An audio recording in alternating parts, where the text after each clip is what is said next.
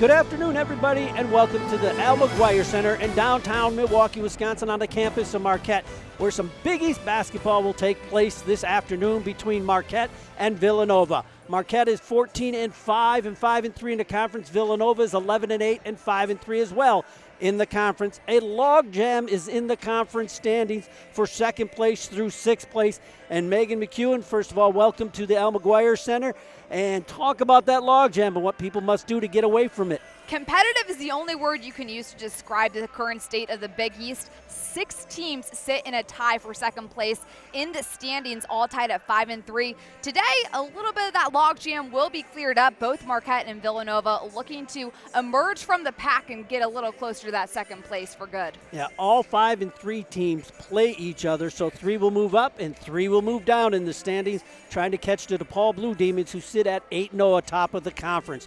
Some big players in this game today. First of all, for Villanova, they got a super freshman in Maddie Segrist, leading the conference in scoring and doing so many things well for Harry Peretta. Villanova redshirt freshman Maddie Segrist, a forward who's averaging 20 points per game. That actually leads the Big East. Not only that, she's rebounding the ball really well, averaging at 9.2 a game, and she even leads the league in offensive rebounds with 3 a game.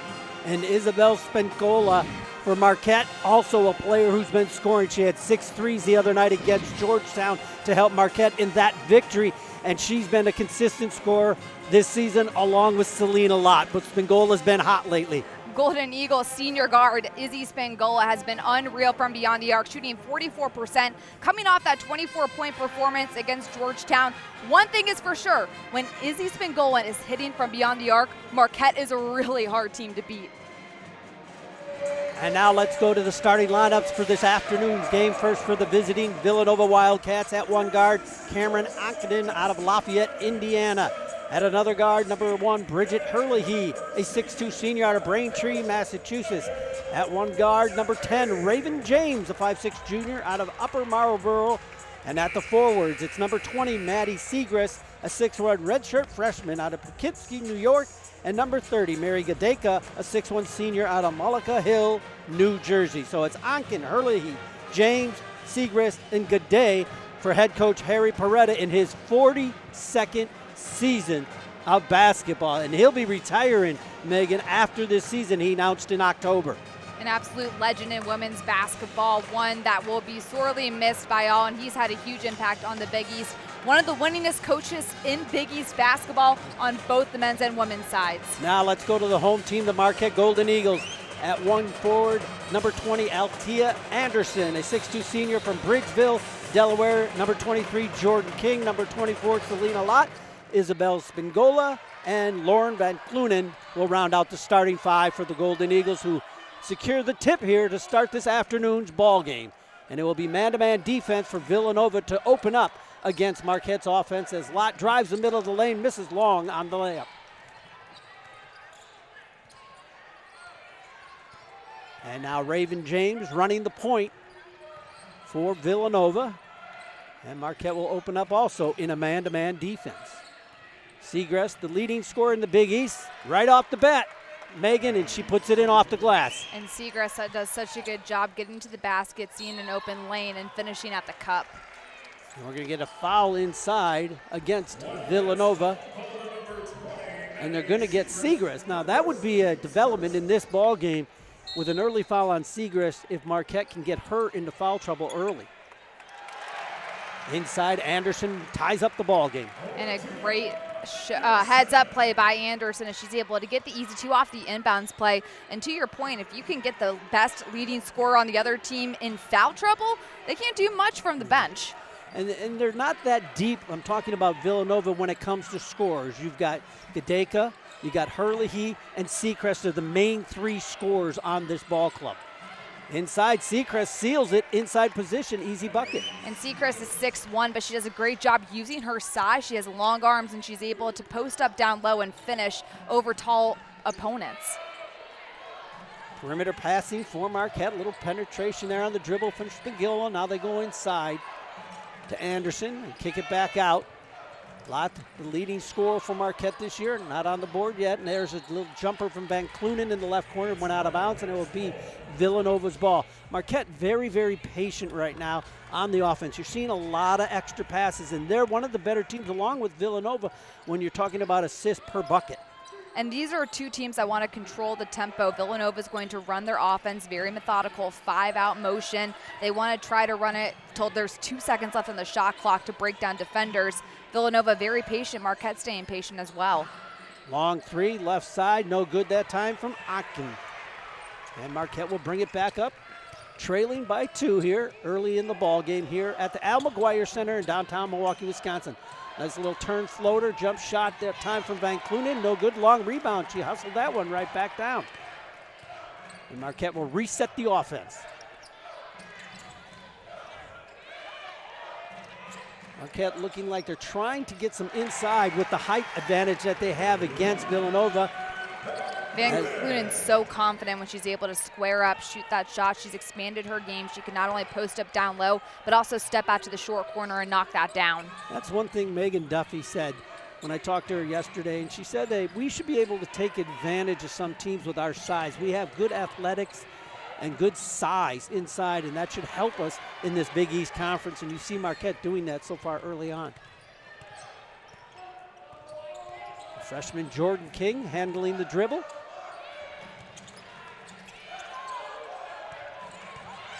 Wide open three that time for Spingola, and a little bit long on the shot. She hit 6 threes Friday night against Georgetown. Villanova lucky she missed it. There was a miscommunication in the defensive attack, and Spingola is very capable of heating up from that spot. Spingola averaging 11.5 a game for the Golden Eagles, and inside there is Gadeka. So all 3 buckets so far, Megan, for Villanova have been up close and personal.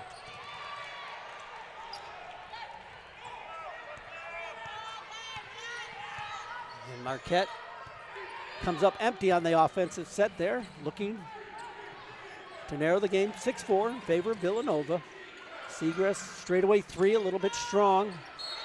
And the rebound comes down to Villanova and Marquette, and we're going to get a foul. And I think they're going to get Onken on the foul, even though she was under the body. Sometimes you have those 50-50 balls. Harry Perretta not happy with his staff on that last play. Yeah. But sometimes those 50-50 balls, it just goes either way. You can't fault a player for being too aggressive and getting on the floor to try to get possession. To the wood is good, right? Absolutely. Inside there for 2 for Marquette. And Jordan King doing a great job cutting to the basket, keeping her head on a swivel, catches it and finishes it perfectly in motion to get that 2. As we might expect, this game are 2 evenly matched teams, sort of similar styles as well. On the miss there by Raven James. They both play such good defense. They both are patient with the shot and the offensive set. And they don't turn the ball over that much. And inside that time is Anderson for 2. And Marquette has their first lead. And Marquette doing a good job of working the ball inside, because the more you score inside, that's just going to open up the 3-point line to get open shots for shooters. Now there's a shot that James looked at, and she didn't take. Hurley with a long 3. No good, rebound on the lot. And I'll explain what I'm talking about with James, and we talked to Harry Perretta, and he says, we don't need her to score a ton, but we need her to score some. And she had an open look there, and she didn't go for it. And something that will come with the flow of the game. Sometimes players want to let the game come to them. That's the most important part. You don't want to come out and be too out of control. Villanova right now trying to get open shots and open looks on the driving kick, as Hurley, he knocks down her first 3 of the ball game. And Villanova back out on top. And Villanova shoots 3s, and they shoot a bunch of 3s. They shoot over 100 more 3s than their opponents so far this season. Inside drive, no good, almost floated it in, did King for Marquette. And when Villanova is able to move the ball constantly and work that motion offense, constant motion, they're able to get some open 3s on the outside. They're not shooting that well from 3-point land as a team, only about 30% a game. However, they have the potential to warm up and get hot at any moment in time. And Villanova played at DePaul on Friday night, and they had one of their better shooting games despite the loss. They shot 45% overall in the ball game. Long three missed by Seagrass. And quickly in transition, and that's going to be a travel that time on Spingola. And looking at the shot here by Hurley, this is the threes you worry about against Villanova. You're watching Marquette Basketball on Big East Digital Network. We're different here. We don't just get up for another day. We rise. We don't just work. We endeavor. We're women and men, for and with others. We have hope, we believe, and we celebrate. Why are we different? So we can be the difference. What is a Villanovan? In 30 seconds? Well, Villanovans aim high. Top 50 National University high. We think fast and stay connected. V's up. Villanovans think deeply, push boundaries, and go, go, go! Still with me? We climb corporate ladders and these ladders. This campus is our home, but you can find us almost anywhere. Villanovans have big hearts and solve even bigger problems, and we celebrate together. Ignite change, go Nova. Stand up stronger. I got the power, gonna raise it up. So high, we're shining brighter. We got the power, gonna raise it up. We got the power, gonna raise it up. We're running ahead. We got to raise it up.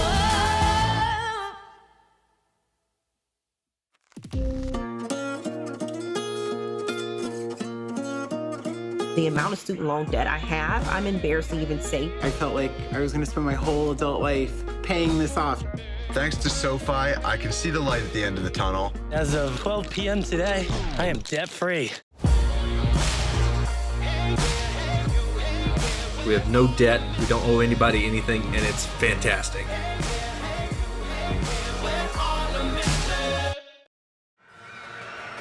Back at the Al McGuire Center in downtown Milwaukee, Wisconsin, on the campus of Marquette University. Marquette huddled up around their head coach, Megan Duffy, in her first year. No stranger, though, to Big East basketball.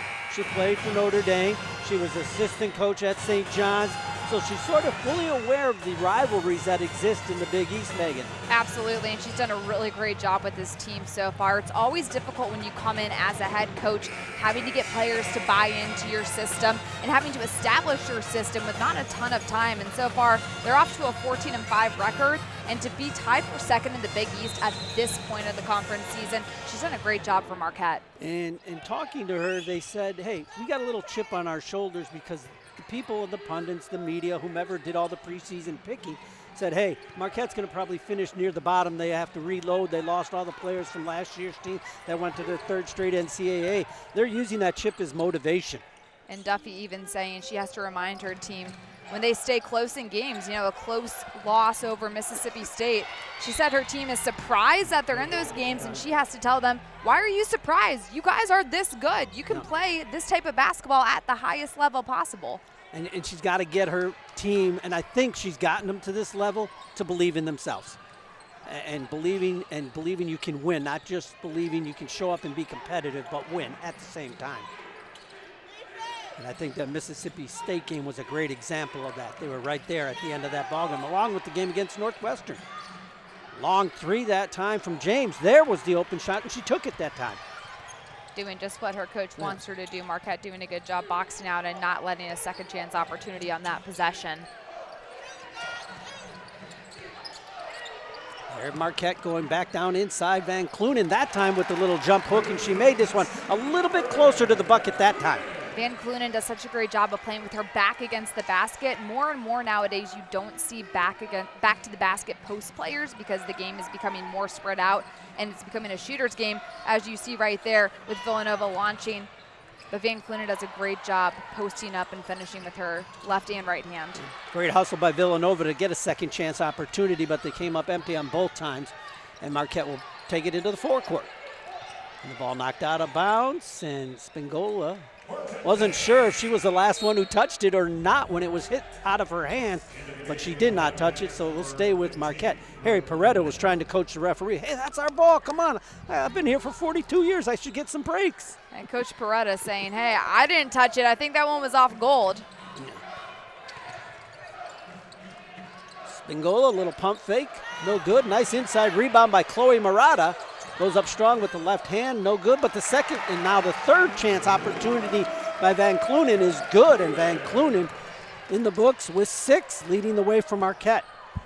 Keep in mind, Marquette, the best rebounding team in the Big East, and both Murata and Van Clunen super aggressive down low.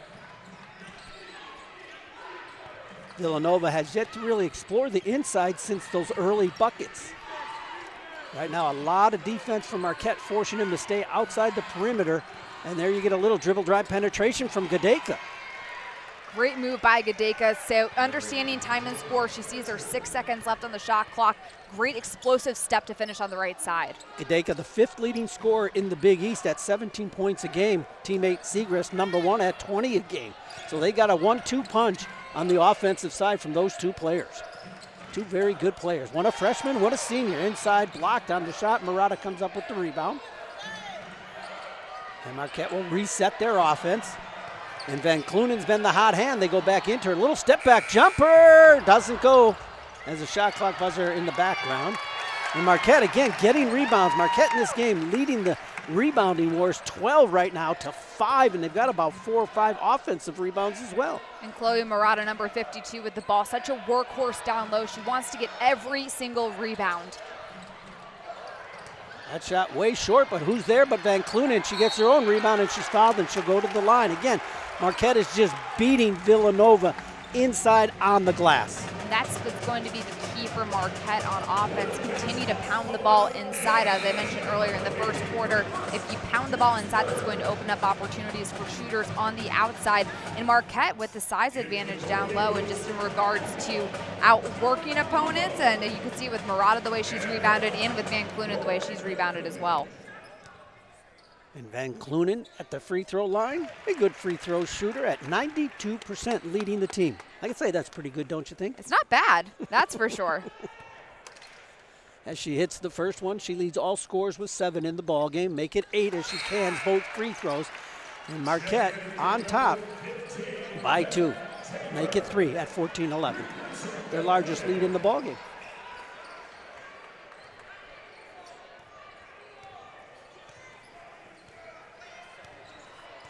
.30 seconds left to go here in the first quarter. And when Villanova played at DePaul, they got behind in the first quarter, but they had a better second quarter, a better fourth quarter, so they kept it close here in the first quarter, unlike they did Friday night at DePaul. Well, and Villanova likes to slow down the pace of the ball games. You see they're going to wait to hold it for the last shot of the quarter. And there's about a 3-second differential on the shot clock and the game clock. Inside, Gadeka spins, moves, and kisses it off the glass. That's a nice shot. Tough in traffic against 2 defenders. And the long shot by Marquette, and Lugo falls a little bit short, but Marquette on top, 14-13. And what a finish by Gadeka. Spins back to her right hand. Good for 2. 1-point ball game. You're watching Villanova Women's Basketball on the Big East Digital Network. What is a Villanovan? In 30 seconds? Well, Villanovans aim high. Top 50 National University high. We think fast and stay connected. V's up. Villanovans think deeply, push boundaries, and go, go, go! Still with me? We climb corporate ladders and these ladders. This campus is our home, but you can find us almost anywhere. Villanovans have big hearts and solve even bigger problems, and we celebrate together. Ignite change, go Nova. We're all in, all together. Great voices right at the start, great energy. We're getting excited about what we do, all right? You know how together you are.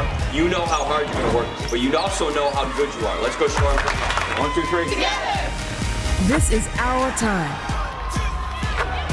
When we bring it together and we all locked in, we coming back in this locker room with a victory. That's the Big East way. The 2020 Women's Basketball Tournament at Wintrust Arena. Get tickets now. My parents never taught me anything about managing money. The amount of student loan debt I have, I'm embarrassed to even say. We just decided we didn't want debt any longer. I didn't realize how easy investing could be. I'm picking companies that I believe in. I think SoFi Money is amazing. Thank you, SoFi. SoFi, thank you. We love you.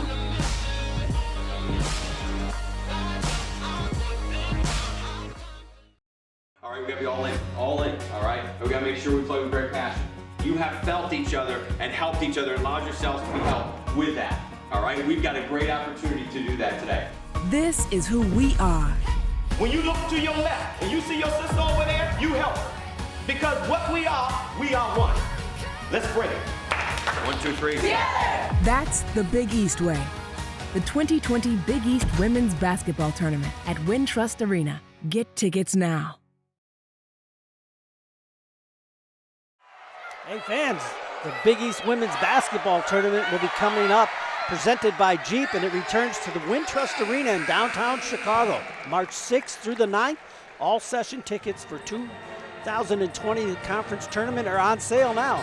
They're starting just at $50. That's it, $50 for tickets to the conference tournament Chicago, March 6th through the 9th. For tickets, visit www.bigeast.com/women's basketball tickets. That's www.bigeast.com/WBB tickets for those tickets, and get your tickets early. That's a great arena to see a ball game in, and that's a great conference tournament to watch some women's basketball. And we mentioned at the top of the show, 6 teams tied for second place at the moment. DePaul, one of the best teams in the country. This Big East Conference, super competitive this season. Inside there, a little defense there by Marquette. The ball's loose, and on the floor, we're going to get a jump ball, or we're going to get a foul. I think we're going to get a foul on Gadeka. Coach Brotto looking at her saying, why'd you foul? But again, a loose ball foul here. Again, on the floor, going after the ball. It's an aggressive foul. You want your players playing that hard. Yeah, no real foul trouble after the first quarter. Marquette up by 1 over Villanova here in the second quarter at the Al McGuire Center in downtown Milwaukee, Wisconsin. Kent Sommerfeld along with Megan McEwen bringing you some hoops this Sunday afternoon inside. Nice bucket there, and a spin turn to the baseline for Taylor, Cameron Taylor, into the ball game. And Taylor doing a great job getting deep enough to get the ball, and right underneath the basket finishes with that right hand. Villanova looking to go down low, and they go inside to Herlihy. And a foul from behind that time against Spingola, her first. I think that's the first foul against Marquette in the ball game. It is. And now Mullen into the lineup. Brooke Mullen from Longholm, PA, the 5'11 freshman. She is the niece of Chris Mullen, former NBA player, former St. John's coach. You know she's got some game in that blood. Yeah. Oh, I'll bet she does, yeah. Hey, Uncle Chris, can I get some pointers? Yeah. Marquette +3 and with the ball on the offense.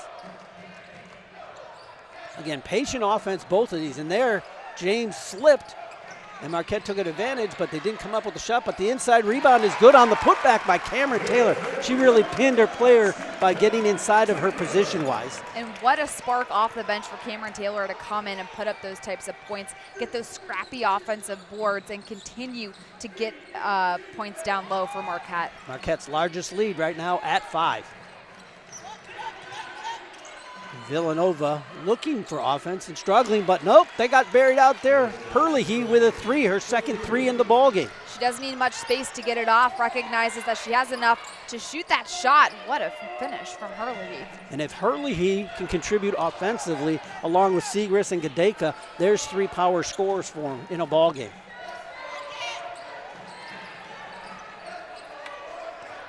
Luo in, now inside we go to Anderson, and the ball is a little bit long on that shot, and down with the rebound is Herlihy. And Villanova will take it out, control the offense, take their time, set up the pace, work the shot clock.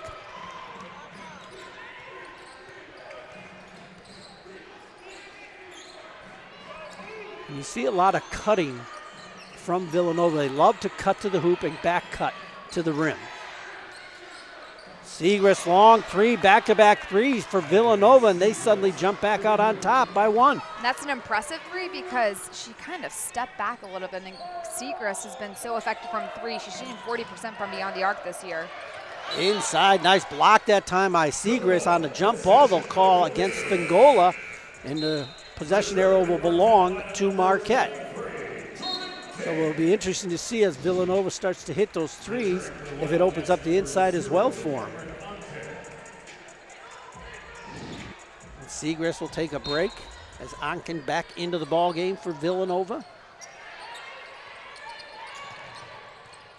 King with it out on top now to Lubo. Couple of freshmen and inside off the ball. We're going to get a foul against Marquette, and they're going to get Cameron Taylor there. Looks like a fight for position down low as Taylor was battling with Gadeka. And Gadeka, sometimes you just have to fall down to get the ref's attention, Right. and in that case, does a good job of selling it, and we're going the other way now. You didn't ever flop, did you? Never. Okay. Only once on Tuesdays.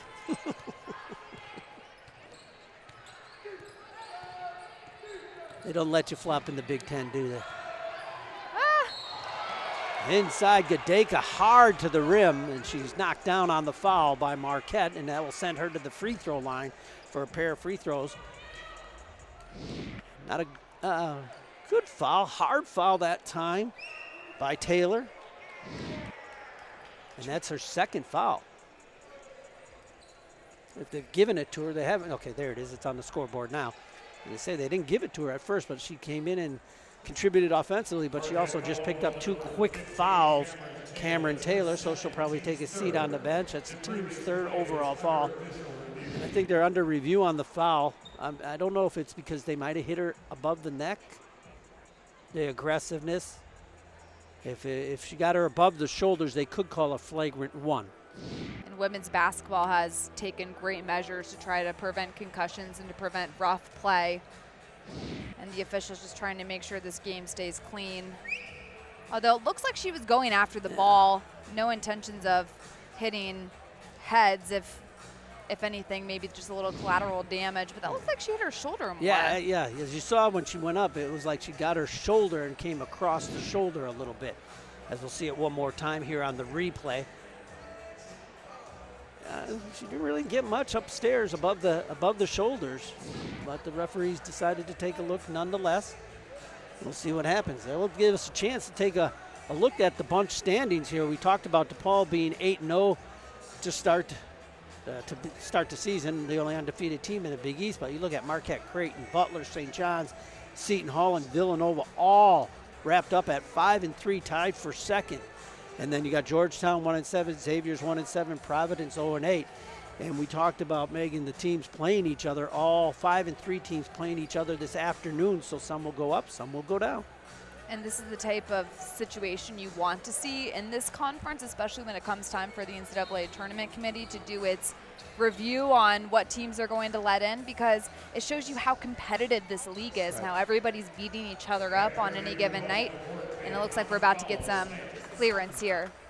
They called a common foul, so no flagrant, and it'll just be the 2 free throws for Gadeka, 64% free throw shooter. Leads the team in free throws made and free throws attempted. Minutes, steals. Does it all, jack of all trades. Yeah, they've got a couple players that do so much for this team that are very important for Villanova. Now Villanova with a 3-point lead at 21-18 over Marquette. And strong start to the second quarter for Villanova after they trailed in the first. Lott had an open 3, elected not to take it. We'll kick it back out. And Marquette will reset the offense, plenty of time. 10 left to go on the shot clock.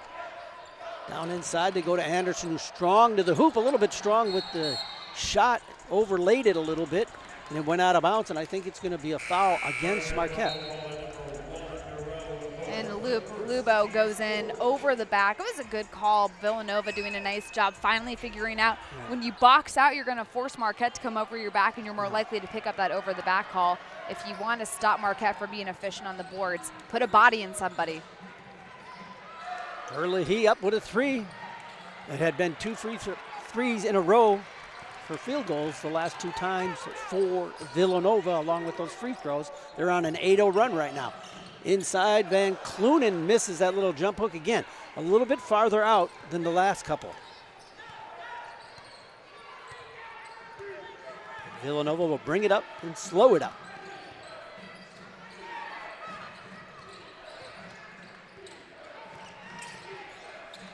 A lot of perimeter passing for Villanova. Trying to look inside, but nothing really there. The cutters are cutting, but then they're circling back out. Hurley, he long 3. No good, and Marquette down with the rebound. 5:30 left to go here in the quarter. Inside shot blocked that time by Mullen on Van Clunen. Marquette having a lot of success earlier in this ball game, getting the ball inside. However, now Van Clunen's catching it a little further off the block, and it's forcing her to face up. And in that case, Villanova has an easier chance of guarding her and blocking a shot like that. That time, a wide open lane on the inbound, right down Main Street was Anderson just waiting there. No defender in front of her in the baseline. She got the ball and then she was fouled as she went to the rim. And she does a good job going up strong, absorbing that contact. And she went up trying to make the bucket as opposed to trying to draw the foul. So strong move by number 20 in yellow. And Hurley, he picks up her second foul in the ball game. She'll take a little break on the bench along the coach's side. And Anderson misses the first free throw. Anderson, a 55% free throw shooter. She'll get one more.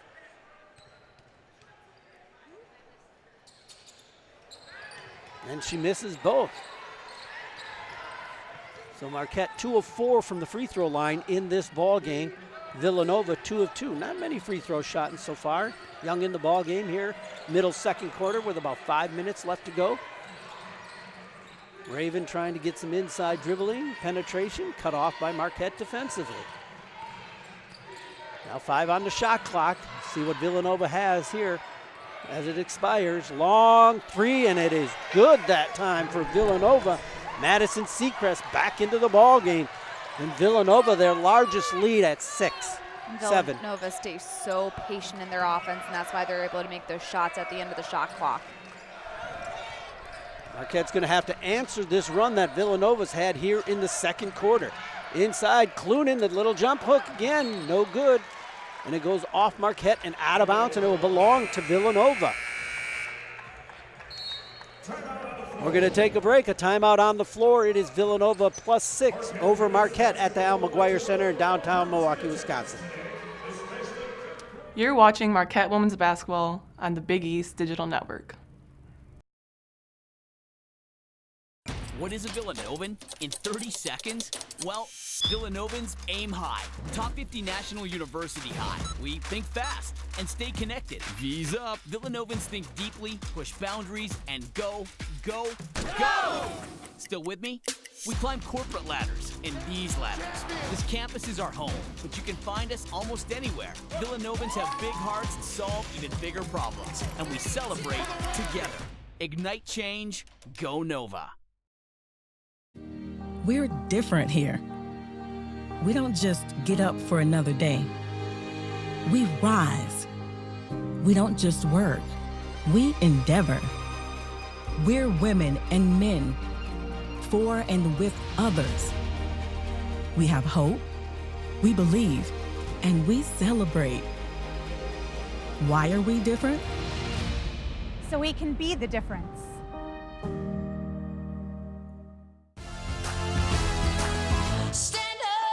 Stand up stronger. I got the power, gonna raise it up. So high, we're shining brighter. We got the power, gonna raise it up. We got the power, gonna raise it up. We're running ahead, and we got to raise it up.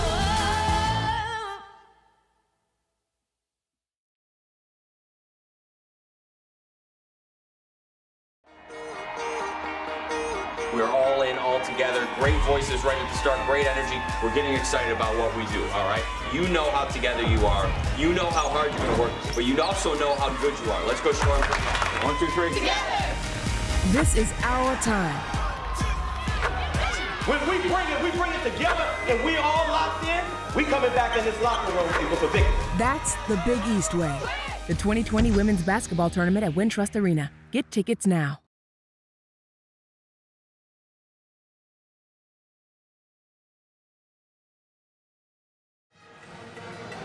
A happy Villanova bench as they have a 6-point lead over Marquette on the road, playing this weekend in Chicago on Friday night at DePaul where they suffered the loss, and now they come here on a Sunday to take on Marquette with a quick turnaround. And right now it's Villanova hitting the threes, 4 threes. Marquette has no threes in this ball game, Megan. What makes Villanova so effective is their ability to stay patient within their offense. They run the shot clock down to 5, 4, 3 seconds before shooting the ball, and no one wants to play defense for that long, I promise you that.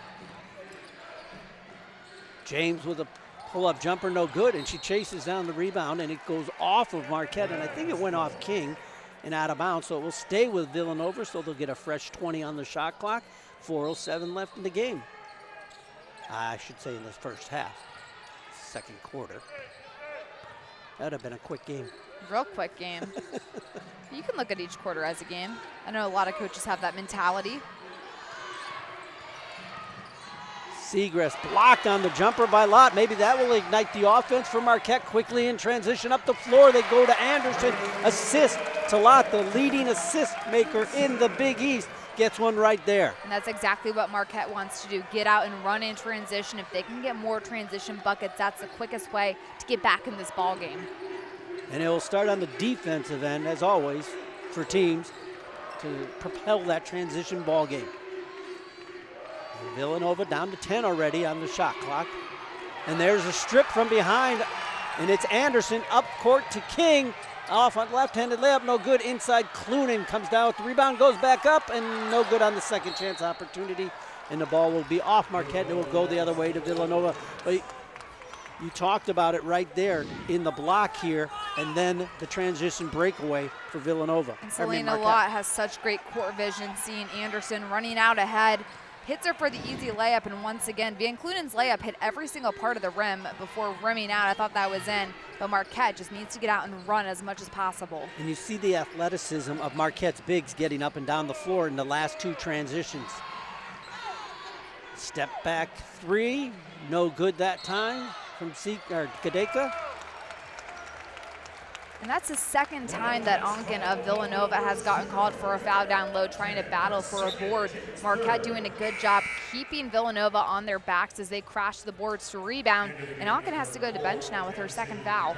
Yep, and that will bring in Mackenzie Gardler out of Broomville, Pennsylvania. The redshirt freshman at 5'4", getting some minutes here because of the foul trouble. Inside Marquette, good positioning in there. It's King missing the inside shot.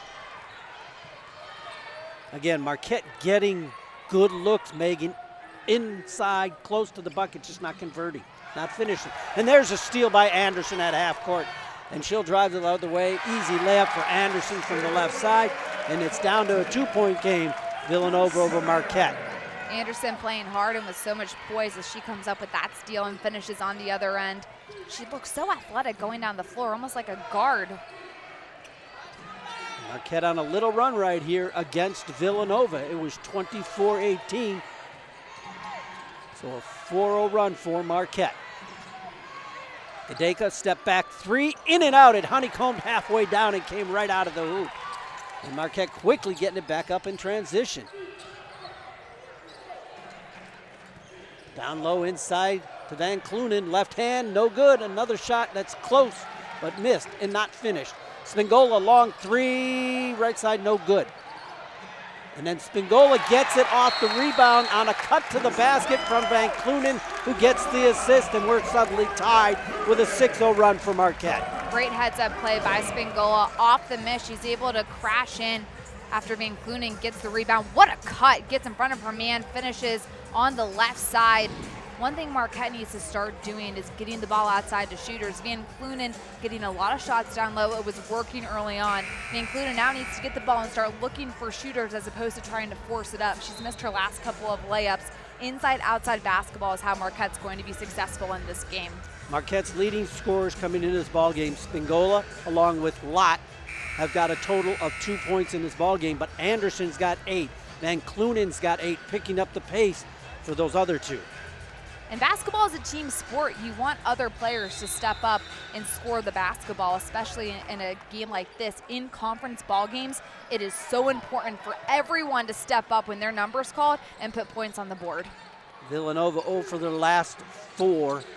Marquette on a 6-0 run to tie the ball game here in the second quarter with just over a minute left to go. Nice cut there that time by Gardler. And that's Villanova way right there. Cutting to the basket, constant motion. Gardler catches her man off guard. Great finish on the left side. You know Villanova's run that in practice constantly. Lott tried to go through traffic on the left side, and the shot was tipped and blocked, and Villanova quickly down with the rebound. And they tried to go a little transition against Marquette, out of bounds past the Segrist, but it went off her hands and out of bounds. Villanova taking way too long to try to get a bucket in transition. They had numbers early on, only 2 Marquette players back, and kind of blew that one on the offensive end. 45 left to go here, just under, in the second quarter. And it's about been what we expected, a close battle. 2-point game right now in favor of Villanova.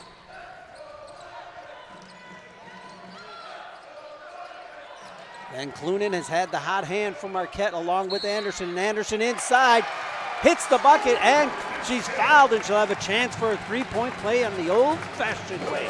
You have to be so strong to have a finish off balance the way Anderson was just able to do so. Take a look at Van Clunen passing down low, absorbs contact as she's falling away to still be able to perfectly hit the backboard. Great play by Anderson. And the great thing is how she squared up her body so she had the follow through on the shot. And to be able to do so as quickly as she was able to is what makes that type of play so impressive.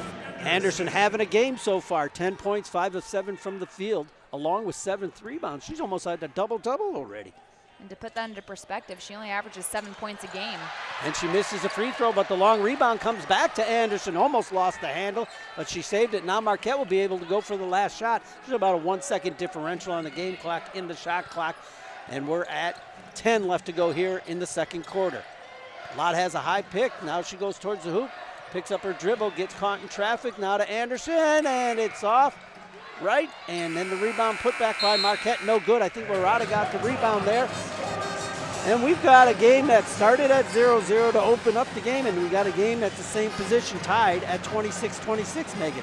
Both teams playing so gritty down low, going after each other. It's a physical ball game. Both teams trying to control the tempo, and players stepping up when they need to step up. You mentioned Anderson, 10 points for her. She only averages 7 a game. What a performance in the first half by her. Tie ball game at the half. You're watching Villanova women's basketball on the Big East Digital Network. What is a Villanovan in 30 seconds? Well, Villanovans aim high. Top 50 National University high. We think fast and stay connected. V's up. Villanovans think deeply, push boundaries, and go, go, go! Still with me? We climb corporate ladders and these ladders. This campus is our home, but you can find us almost anywhere. Villanovans have big hearts and solve even bigger problems, and we celebrate together. Ignite change, go Nova. We're different here. We don't just get up for another day. We rise. We don't just work. We endeavor. We're women and men, for and with others. We have hope, we believe, and we celebrate. Why are we different? So we can be the difference.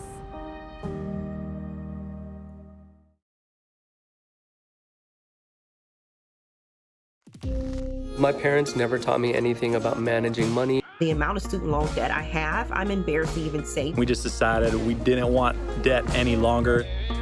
I didn't realize how easy investing could be. I'm picking companies that I believe in. I think SoFi money is amazing. Thank you, SoFi. SoFi, thank you. We love you.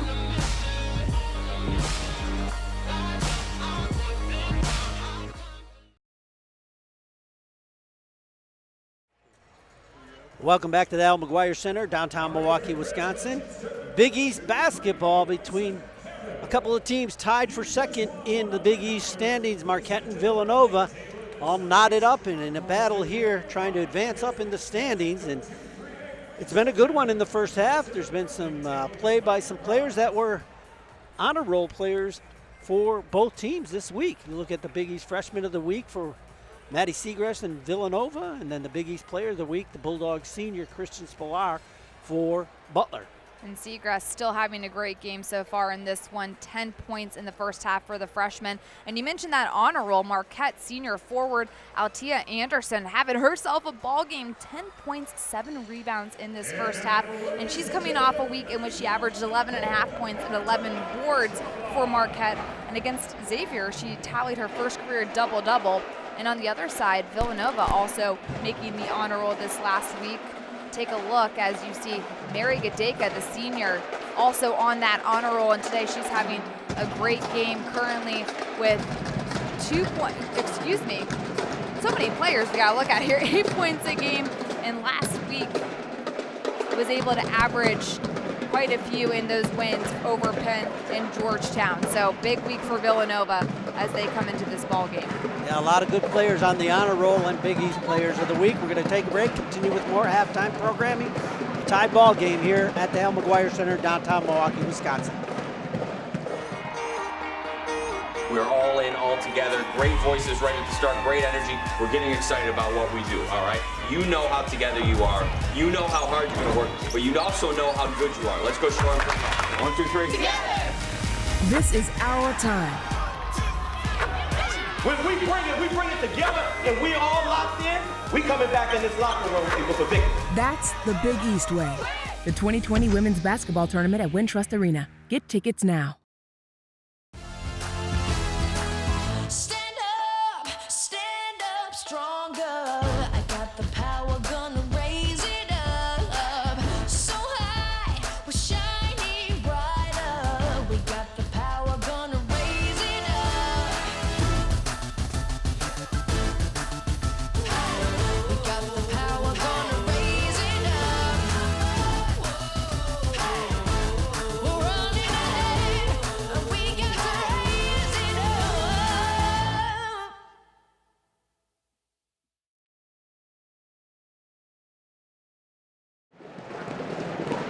Back at the Al McGuire Center, downtown Milwaukee, Wisconsin. The Marquette faithful here, listening to the band at halftime. Hey, we want to tell you about this weekend marks the 4th edition of Fox College Basketball All Access. Tonight at 6:30 on FS1, Seton Hall will take on St. John's at the Walsh Gym, and both head coaches will be mic'd up for the duration of the limited commercial production.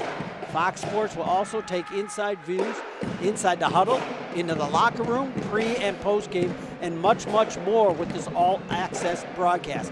This week on the Big East Fast Break, Megan Caffrey caught up with Tony Bozzella and Joe Tartamella ahead of their all-access matchup. Ahead of Sunday's St. John's Seton Hall all-access game on FS1 at 6:30 p.m. Eastern Time, I'm joined with the head coaches of both of those teams, Johnny's head coach Joe Tartamella and Pirates head coach Tony Bozzella. Coach B, Coach T, you guys have both coached in an all-access game before. What is this experience like? Go ahead, Tony. It is. It's a little nerve-wracking, to be honest with you. You're always thinking of what not to say as opposed to what to say, to be honest with you. But it's a great experience, and I think it gives the viewers a tremendous opportunity to see what coaching is really like. You know, the timeouts, the strategy during the game, halftime, pregame. I think it's just a great experience. Yeah, I think probably 4 years ago or 3 years ago, whenever we both agreed to do the first one ever. I'm not sure we probably knew what we were getting into at that time, but certainly it was an exciting game to be a part of. It's an interesting game as a coach because you're really mindful of kind of what you're saying and what you're doing. But I think at the end of the day, you realize you got to just coach the way you would coach any other game. And I feel a little bit better about that than I probably did in the first game that we did years ago. And then just seeing it done over time. But it's a great way to give exposure to the game. And I think it's only going to continue to get better and give fans more access. And that seems to be what, the new wave of where things have been going with how to interact with the game and how to be or how to show different sides of game-like situations to fans. Coach Tarmella, you mentioned it right there. You and Coach Bozzella were the first to coach in this. Back in 2016, you guys had the first all-access game. How cool is it to see how much this has gotten a lot of traction, that now the men's side of things are doing it as well? I think it's great. I mean, they came to both of us with the idea, and, we were happy to do it. I think we're both a little probably hesitant in ways, but to see that it's still going on means that we did something right and they did something right. And I know the people at Fox and Steve Shear especially has done a great job in being able to promote it. And so to watch now some of the men's coaches, and they've probably asked Tony and I both about our experience with it before they've done it. So, I think it's pretty amazing to see. And again, I think it gives different coaches or fans different views of the coaches that they follow and the programs that they follow.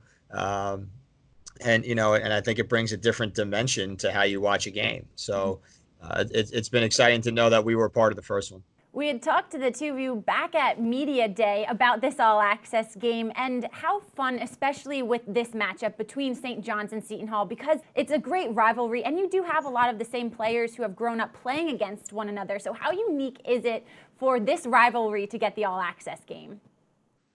I think that's what makes it special. I mean, we have so much respect for St. John's and how well they do. And I mean, look at all the success Joe's had and obviously Kim before him.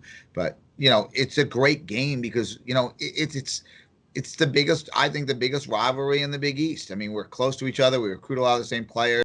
We're both really competitive teams. We're competitive coaches. And I just love playing them because of who they are and what they've brought and the bar they've raised that we have to, make sure we, do our best to be competitive. Yeah, I think, every game you play is in a league, in league play is pretty, I would say, competitive, contentious. There's going to be days where you're playing really well and days where you don't. And certainly when you've got an opportunity, because of the way we play in our schedule, you're playing Friday, Sunday, the rhythm to that is very different as we've gone through the last few years. So when you've got a little bit more time and you've got that bye week, especially against your travel partner, so to speak, in that week, you're trying to make sure that everything is ready, it's in place, and certainly both teams know each other probably better than any team they're going to play because of that. So you've got more time to prepare. You're not talking about maybe a day and a half. So along with the proximity of being able to know the players in most programs that obviously we've watched play over time, along with others that are a part of that, it certainly adds to that piece of the competitiveness. A ton of competition to look forward to. What else can everyone look forward to this Sunday? I think a great atmosphere. We're really promoting it. I know St. John's always brings a lot of fans, and it's going to be a really close to a sellout. We're excited for that. Our administration is really pushing it really hard. I know, like I said, Joe's fans travel really well. I think you're going to see a lot of scoring. I mean, both these are two of the better scoring teams in the league. I think, this is the halfway part of the year. So, you want to finish it strong. I said, this is the women's basketball game of the week. I really believe that. And, of the weekend, I should say. And it'll be exciting for everyone. Yeah, and obviously, hopefully, being at a 6:30 time, that we've got better viewership and being able to push through some of the things that may be on during the day. So, as Tony said, it's not, when you go there, it's obviously a very unique atmosphere, and the fans it's loud, people are on you, they pack it out, it's good. I mean, it's a great atmosphere to play in. And so it'll be definitely an exciting game, obviously with some pace.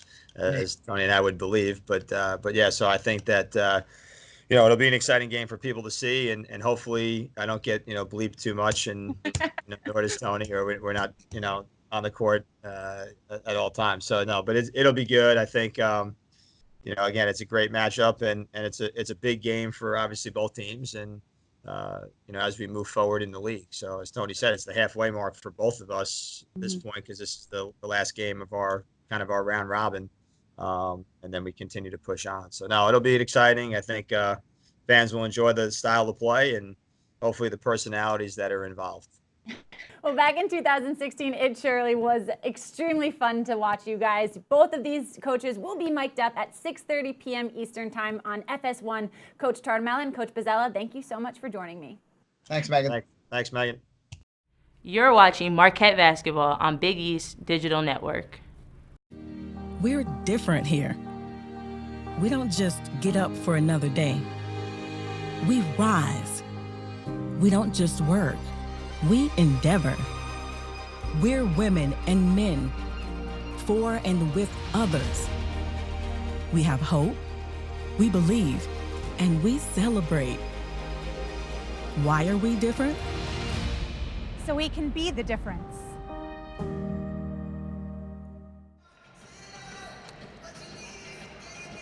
Back at the Al McGuire Center in downtown Milwaukee, Wisconsin, Kent Sommerfeld along with Megan McEwen. And we're here for Big East basketball, and you're seeing a lot of scoring between these two teams in different ways, Megan. Marquette doing a great job getting the ball inside, 22 points in the paint, and as we've mentioned, that's just going to open up opportunities on the perimeter. Villanova, on the other hand, doing a great job playing inside-outside basketball, taking care of the ball. They only have 4 turnovers at this point, and they're able to just do it all when it comes to that motion offense. They're patient, and they're able to wear defenses down, and Marquette still doing a good job getting out in transition. Altia Anderson has been huge for the Golden Eagles, 10 points in this first half. And Villanova, 4 threes. Marquette, no threes so far in this ball game. Take a look at the stats here between Marquette. As you see, the field goal percentage for Marquette, not thrilling for them, I guess, when you look at the overall game percentage is 31%, 37% for Villanova. But the striking thing to us, as we were talking here at halftime, is the rebounding margin. Look at this, 16. Marquette out-rebounding Villanova by 16. Something else that sticks out to me, as I've mentioned, the turnover battle. Only 4 and 5. Marquette averages about 17 turnovers a game. So the fact that they're doing such a great job taking care of the ball is huge. Villanova, on the other hand, normally does a good job taking care of the ball. We'll see how this second half shakes out, as Marquette and Villanova still tied at the half.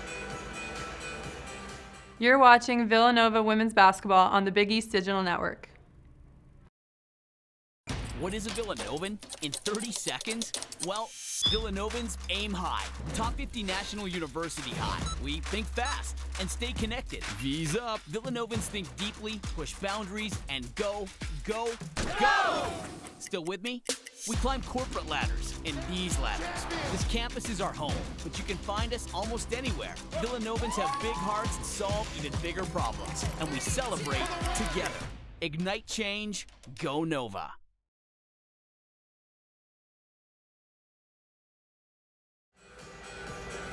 Back at the Al McGuire Center, Harry Peretta addressing his troops to open up the second half. I'm sure Harry's probably a little bit satisfied with where they are here to open up the second half, tied on the road against Marquette here at 26 apiece, Megan. Conference games, always difficult to begin with, let alone on the road. If you can sneak away with a couple road wins, keep in mind, Villanova had to play DePaul, the #1 team in the conference, on Friday, then turn around and play Marquette, tied for seconds in the conference. This is a rough road schedule, so the fact that they're able to come out and start out the second half hot, Hurley with a huge 3. That's the 5th 3 in the ball game for Villanova. We talked about the fact that they shoot 100+ more threes than their opponents through the course of this season. And today it's 5 threes for Villanova, no threes made yet for Marquette. But there's Marquette going right back inside to Spingola. No good, but on the follow-up and put back, who else but Van Clunen who's leading the way with Marquette at 10 points along with Anderson in this ballgame. Van Clunen relentless on the board. She's hunting to get a rebound every single time and finishes down low. And that's another offensive rebound. Marquette has more offensive rebounds than Villanova has total rebounds in this ballgame. And that's not a stat Coach Beretta is going to be happy with regarding his Wildcats. Little pull-up jumper that time by Raven. Got a good look. A left-handed shot from Raven James.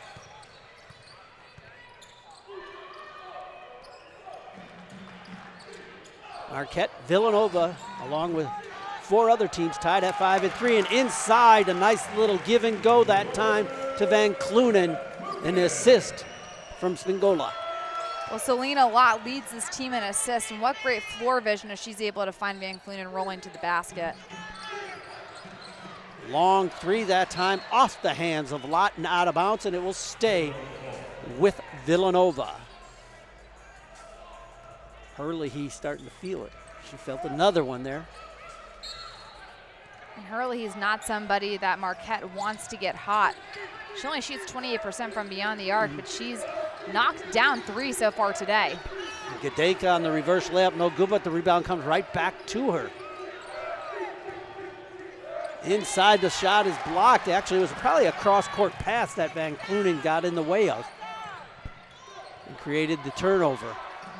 And then Van Clunen right down low on the block left side, and she's fouled, knocked to the ground, and she'll go to the line for a pair of free throws. And they went right back inside to where Marquette has been most successful with Van Clunen down low. And good recognition by the freshman Jordan King to toss up the lob pass. Saw that Van Clunen had a size advantage, and Van Clunen does a nice job understanding there's somebody right there on her front side, and she's going to have some contact as she goes up and draws the foul. And Ontken picked up her 3rd foul, so she'll probably get a little time next to Harry Peretta on the bench, as it looks like Brooke Mullins going to check back into the ball game. And the 2 free throws are good for Van Clunen, and Marquette back out on top, 32-29. And Ontken does take a seat on the bench. I'll tell you what, Harry Peretta still animated throughout the course of the game from the bench. And there's a nice inside floater jumper, about a straightaway 8-footer for Segrist. He talked about why he's retiring, and he says, my body's just not holding up. It's just a little bit tougher on the body, but you watch him on the sidelines, he's still got a lot of action. Inside shot missed by Marquette. College basketball coaching is so difficult. It's year-round because you're constantly recruiting, you're constantly taking care of your players, you're having to win games. It's a lot of pressure, and when you have players like Segrist who can knock down 3s, it makes your life a little easier. It makes you sweat a little less on the sidelines, that's for sure. So a little 5-0 run right now for Villanova, capped by that 3 by Segrist, and the 3 ball is keeping Villanova on top. They have 6 threes in the ball game. 2 Marquette's 0, and Villanova averages about 7.5 threes a game. Marquette averages just over 5.5 a game. So Marquette needs to get in the 3-ball department. There's a long 3, no good that time by Hurley, but it stays with Villanova as it goes off of Marquette. They're going to call a foul first. And I think they're going to get Atia Anderson her first personal foul, the first for the team in the second half. And Chloe Murata, who had a nice little run in the first half, will check back into the ball game for Anderson.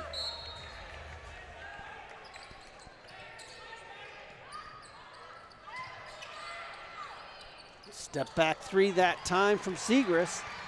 No good. Long rebound comes down to Marquette. And quickly in transition, uncontested to the rim, but missing the shot was Spingola.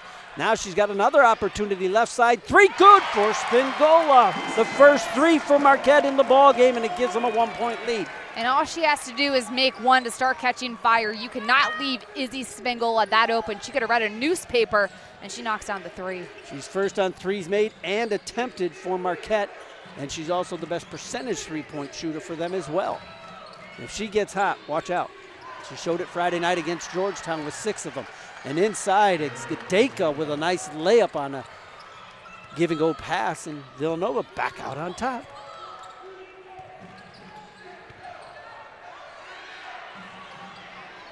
Oh, Spingola, wide open look on the 3 there.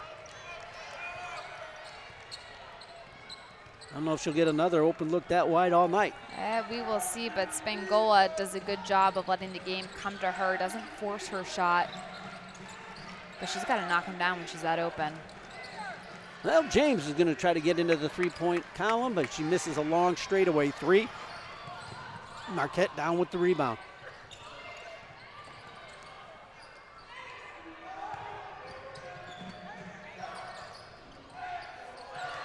Turnover for Marquette.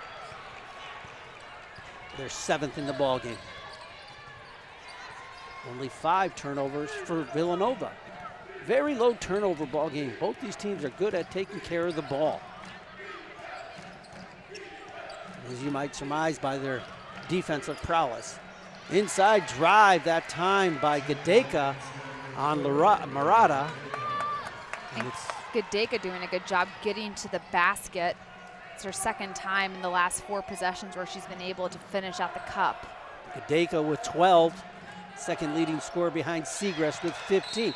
There's only been 4 players who have scored for Villanova. We got a timeout on the floor as you saw Gadeka go to the rim there for the easy 2 off the glass. What is a Villanovan in 30 seconds? Well, Villanovans aim high. Top 50 National University high. We think fast and stay connected. V's up. Villanovans think deeply, push boundaries, and go, go, go! Still with me? We climb corporate ladders and these ladders. This campus is our home, but you can find us almost anywhere. Villanovans have big hearts and solve even bigger problems, and we celebrate together. Ignite change, go Nova. We're different here. We don't just get up for another day. We rise. We don't just work. We endeavor. We're women and men, for and with others. We have hope, we believe, and we celebrate. Why are we different? So we can be the difference.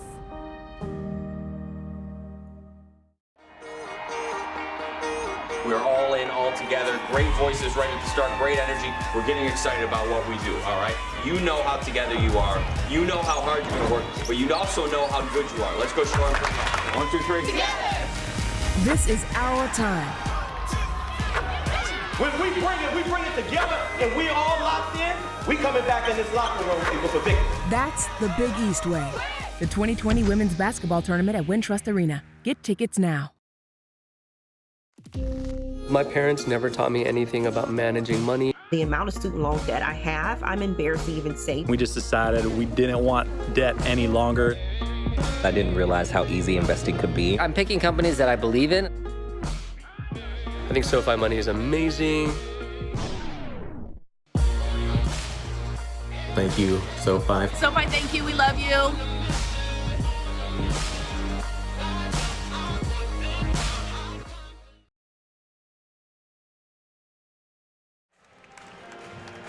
Welcome back to the Al McGuire Center, downtown Milwaukee, Wisconsin. A little snow on the ground from the past couple of days in Milwaukee, but that isn't affecting the heat of the shooters here in the building inside this afternoon. Marquette and Villanova. Villanova +3 at 38-35. And Villanova trying to squeeze one out here on the road, Megan, which isn't the easiest thing to do. Never easy to win conference games on the road. However, Villanova starting to knock down threes, which is what they want to do. Marquette, however, doing a great job getting the ball inside and scoring 26 points in the paint. Not to mention Marquette doing a great job rebounding the ball. 17 offensive boards, 15 second chance points. So they're going hand in hand, and that's the reason why Marquette is within striking distance in the third quarter. Despite 6 threes by Villanova.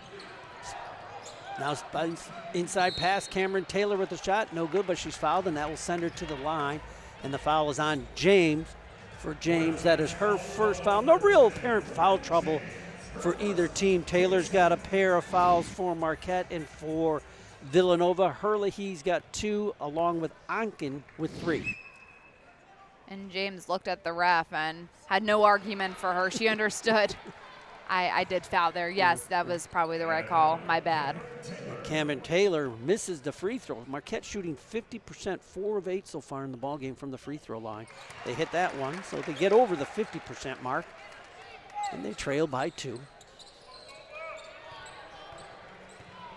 This is a game where Harry Peretta of Villanova would like to keep in the 50s, maybe high 50s, low 60s at best, because they think those are the type of games they can win. Long three, no good by Hurley. There's an offensive rebound for Villanova in the ballgame. Haven't had too many of those. And the reset on the offense, and Mullen driving towards the lane, a little bit shy on the little push jump shot from the right side. And quickly in transition, Marquette gets it up the floor and go down low to Cameron Taylor. Misses the scoop layup, and we're going to get a whistle off the missed shot and a foul against Marquette. Taylor doing a good job staying aggressive down low. But off that, looks like Izzy Spangola, and then you had Chloe Murata coming in on the backside to have that over the back called. 3:45 left to go here in the third quarter. Villanova by a deuce. Oh, wide open right there is Hurley. He took her a minute. She almost didn't realize how open she was. Oh, okay. Defense fell off her a little bit. Spingola, little pull-up jumper just inside the foul line. And we've got a tie ball game. Spangola does a great job. She wants to shoot the three. That's what her specialty is, but she still is able to get points. She drives to the basket. She pulls up and has a little bit of a mid-range game. Great job staying aware and still getting points despite not being able to shoot the three ball. And Spingola heating it up a little bit here in the second half. The patient offense of Villanova. Long three, right side is good by Segrist. And that ball took what felt like 5 seconds to get from the three-point line into the basket, but Segrist, what a shooter, and she had a hand in her face that time. Not great percentage for Villanova shooting threes at 20 or 31%, but they've hit 7 threes to Marquette's 1 3 in this ball game. Villanova plus 3 for all the threes we're talking about.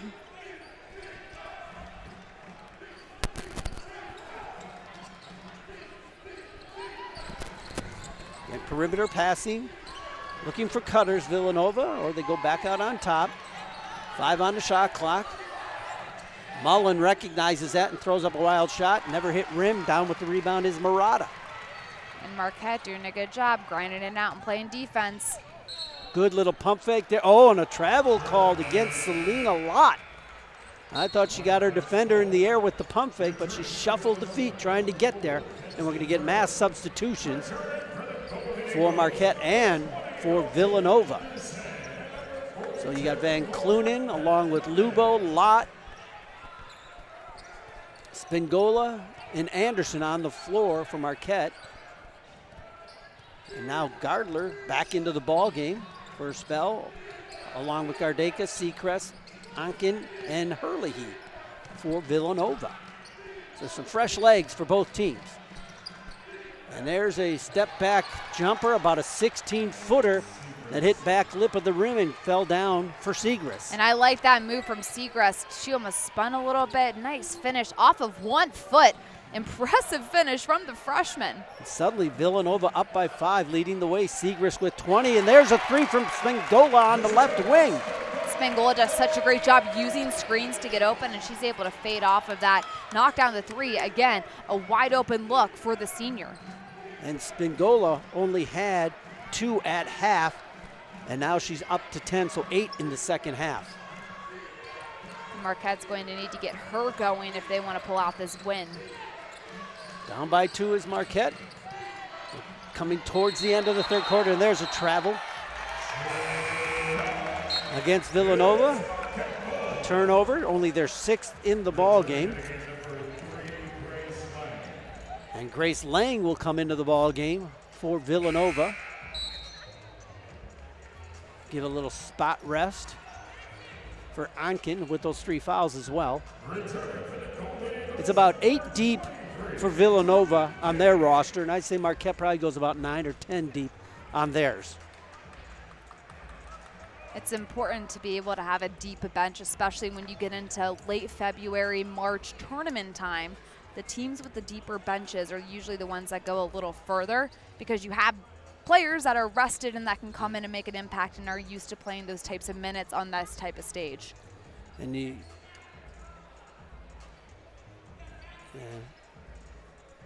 and Herlihy, who came in on a substitution, has to sit out at least one play, so that's why she's at the scorer's table, and that's why the refs went to the scorer's table to clarify that. So she'll have to sit out a play before she can come back into the ball game.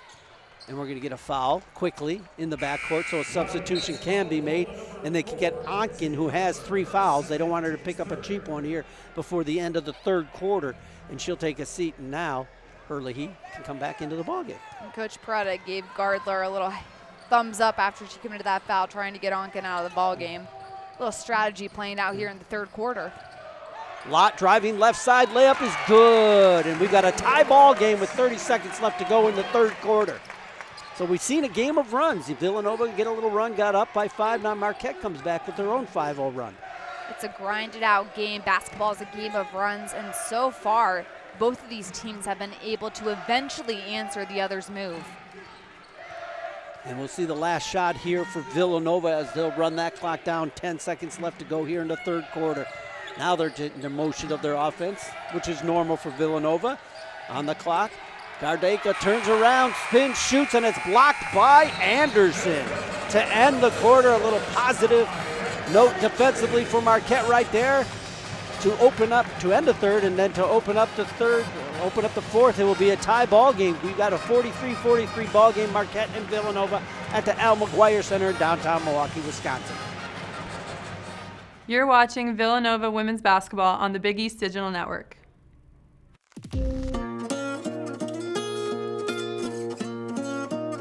The amount of student loan debt I have, I'm embarrassed to even say. I felt like I was going to spend my whole adult life paying this off. Thanks to SoFi, I can see the light at the end of the tunnel. As of 12 p.m. today, I am debt-free. We have no debt, we don't owe anybody anything, and it's fantastic. We're different here. We don't just get up for another day. We rise. We don't just work. We endeavor. We're women and men, for and with others. We have hope, we believe, and we celebrate. Why are we different? So we can be the difference.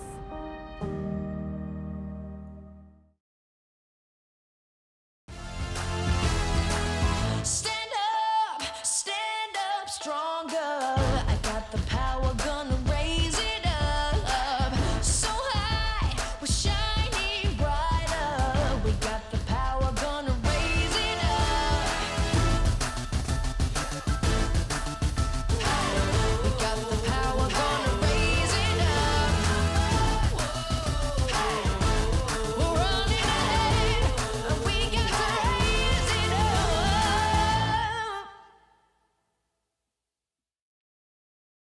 What is a Villanovan in 30 seconds? Well, Villanovans aim high. Top 50 National University high. We think fast and stay connected. V's up. Villanovans think deeply, push boundaries, and go, go, go! Still with me?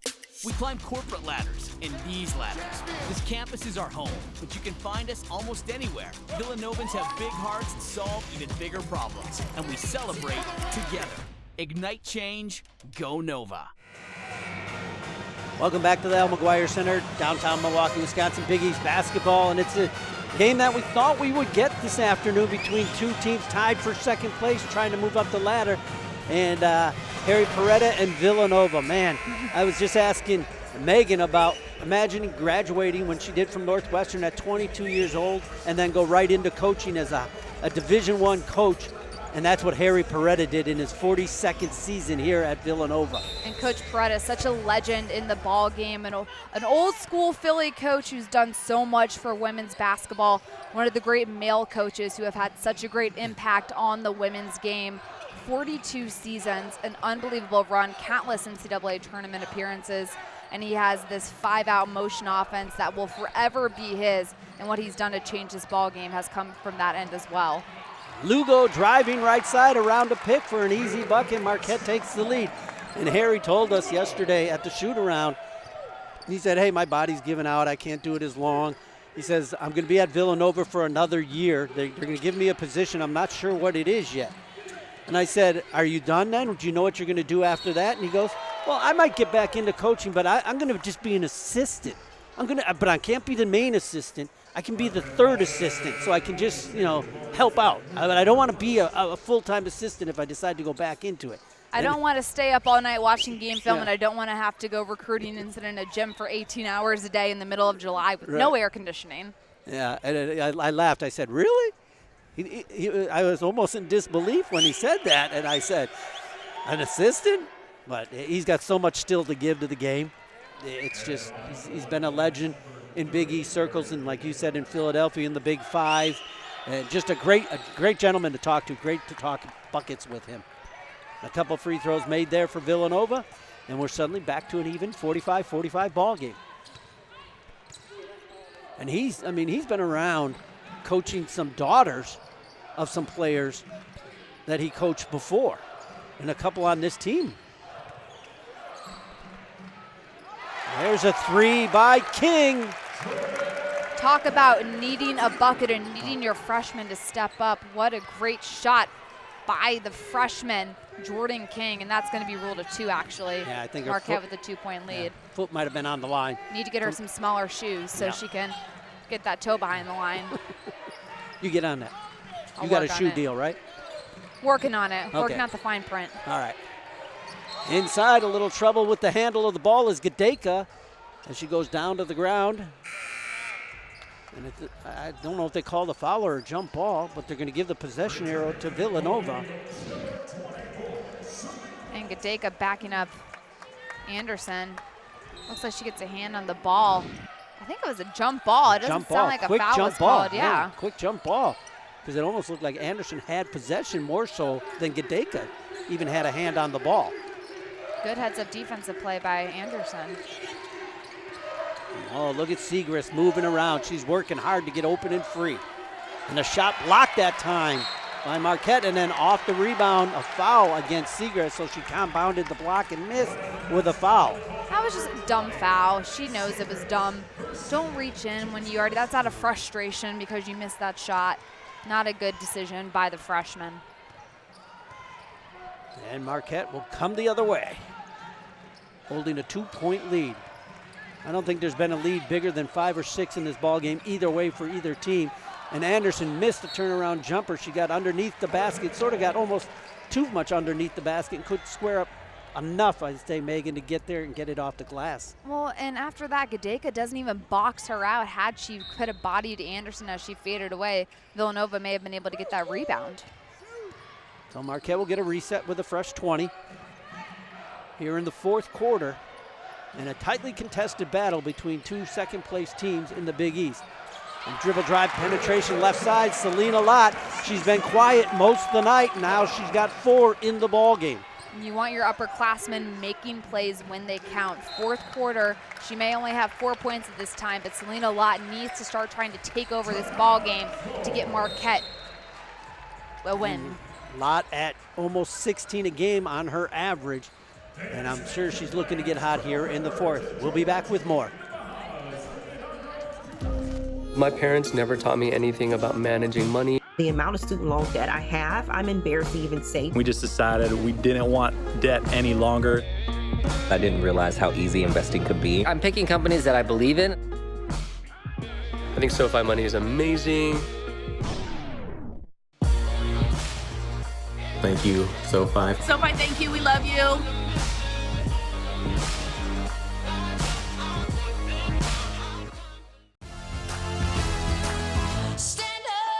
Stand up stronger. I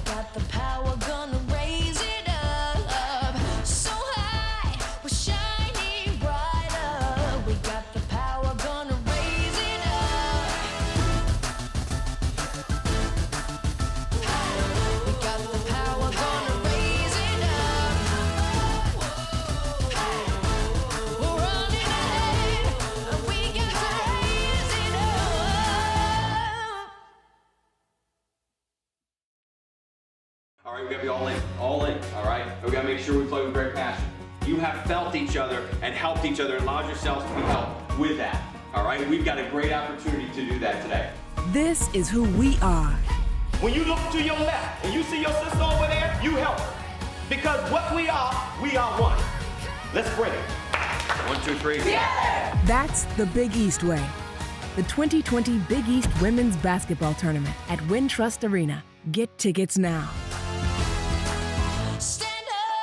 Stand up stronger. I got the power, gonna raise it up. So high, we're shining brighter. We got the power, gonna raise it up. We got the power, gonna raise it up.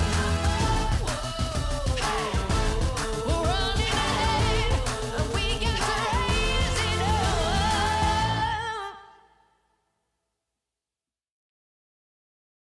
What is a Villanovan in 30 seconds?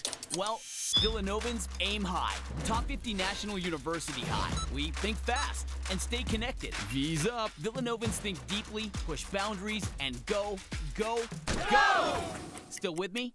We climb corporate ladders and these ladders. This campus is our home, but you can find us almost anywhere. Villanovans have big hearts, so...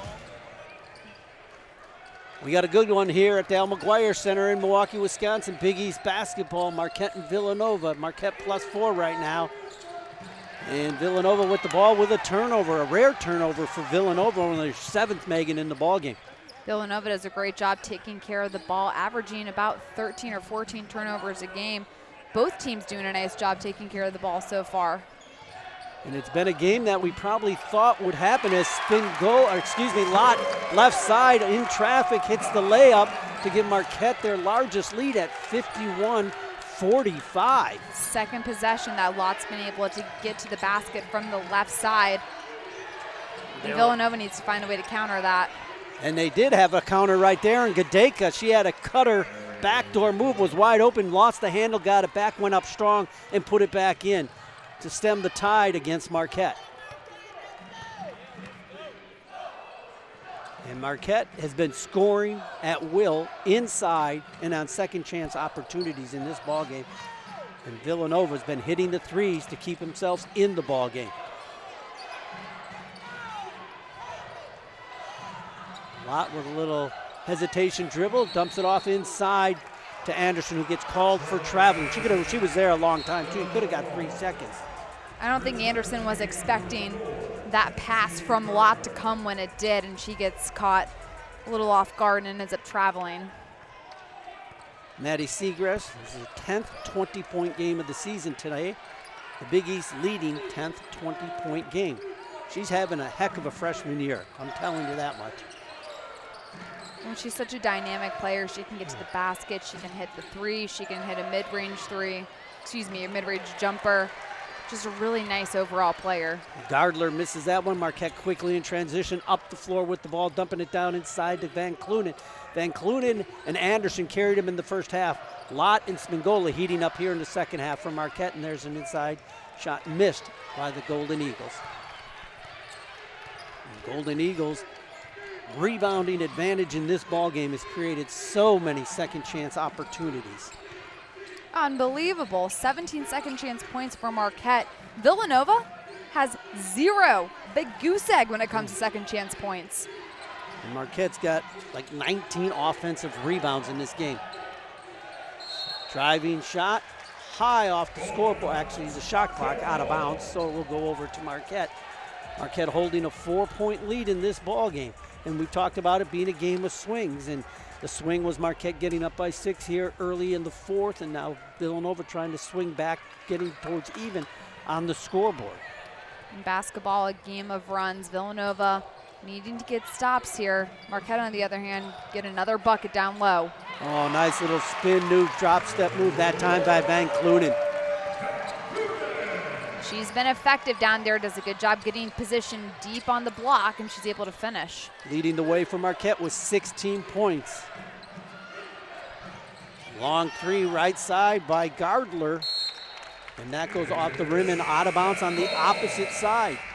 And Van Clunen with a double-double today with 16 points and 11 rebounds for the Golden Eagles, leading the way for Marquette. We'll take a break and come back with more. You're watching Villanova women's basketball on the Big East Digital Network. What is a Villanovan in 30 seconds? Well, Villanovans aim high. Top 50 National University high. We think fast and stay connected. V's up. Villanovans think deeply, push boundaries, and go, go, go! Still with me? We climb corporate ladders and these ladders. This campus is our home, but you can find us almost anywhere. Villanovans have big hearts and solve even bigger problems, and we celebrate together. Ignite change, go Nova. We're different here. We don't just get up for another day. We rise. We don't just work. We endeavor. We're women and men, for and with others. We have hope, we believe, and we celebrate. Why are we different? So we can be the difference.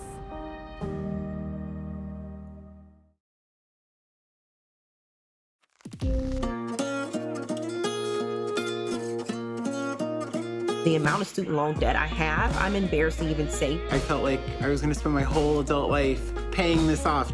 Thanks to SoFi, I can see the light at the end of the tunnel. As of 12 p.m. today, I am debt-free. We have no debt, we don't owe anybody anything, and it's fantastic.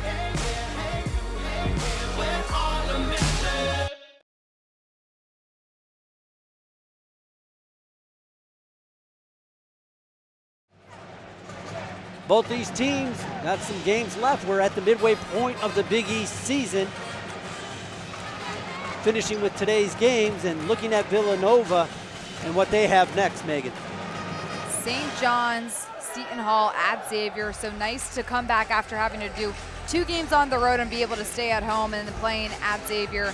Currently sits last in the Big East standings. Yeah, and they beat St. John's and Seton Hall both on the road in the trip out there earlier. Now Marquette's schedule, they get to stay home for back-to-back weekends here. Which is huge at this time of the year to be able to stay home and get things done on your home floor. Nice added boost of confidence, and then having to head to Seton Hall the following weekend. So pretty solid next week and a half for Megan Duffy's crew. Yeah, so if you're looking to make a little jump in the standings, a 4-game homestand, you certainly can do that. And it has to start here. Well, they started it Friday night with a win against Georgetown, and now if they can get one against Villanova, that would continue it. And you have to win your home games in conference. Yep.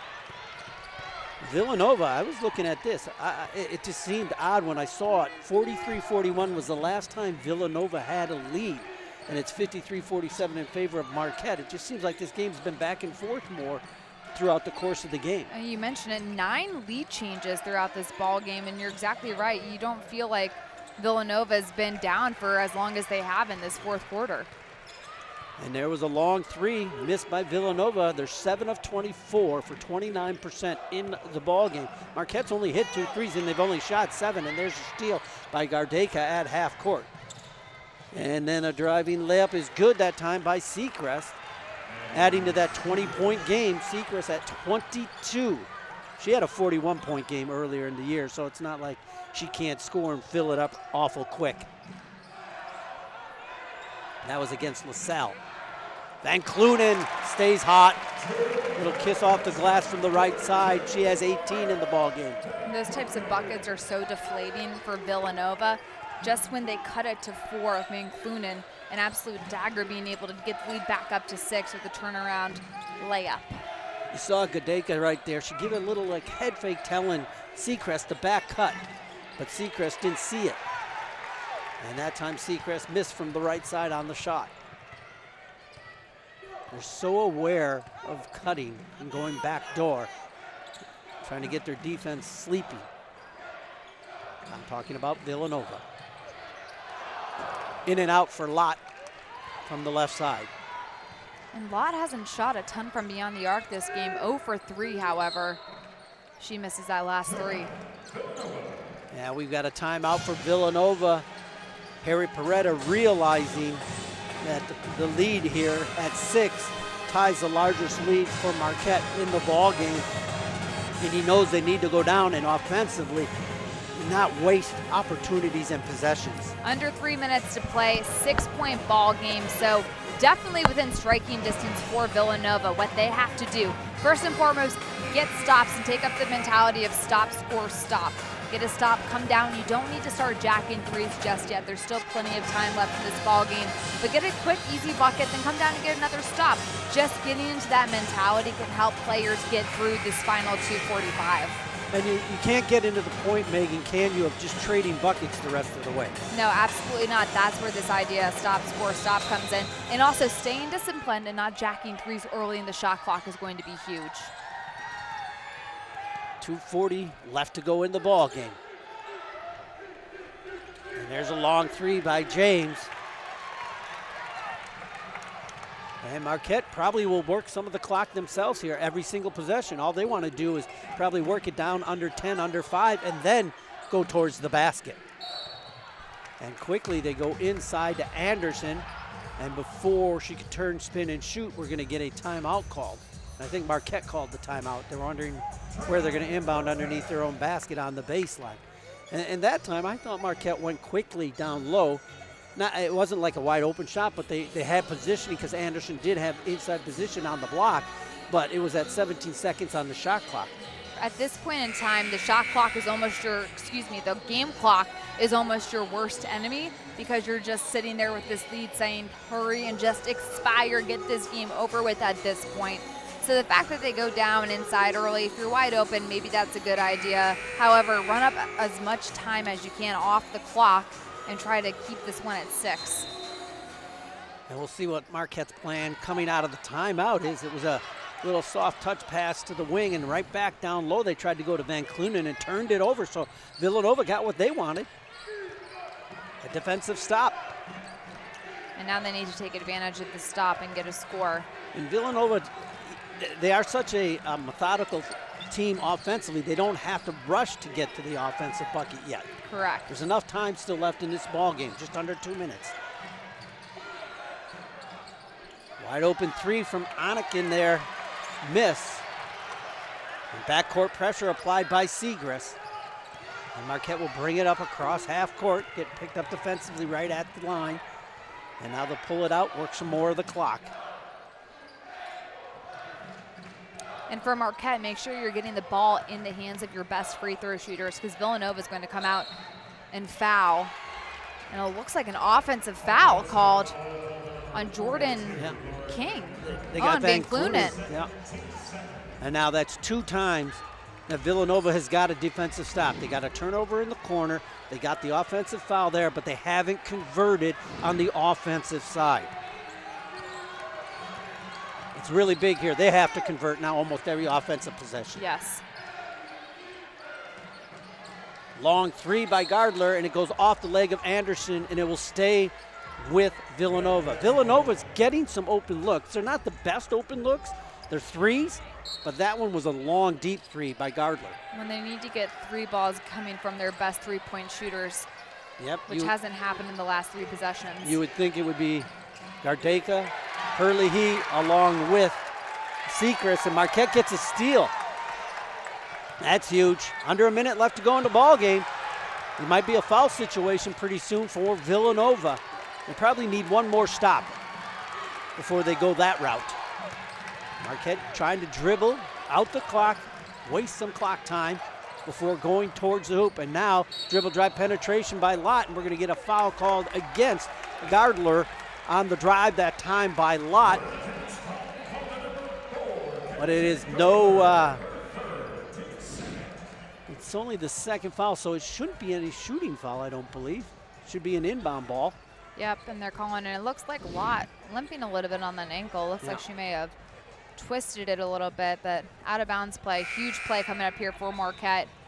Villanova needing to stop. But Marquette also gets a fresh 20, which is key here.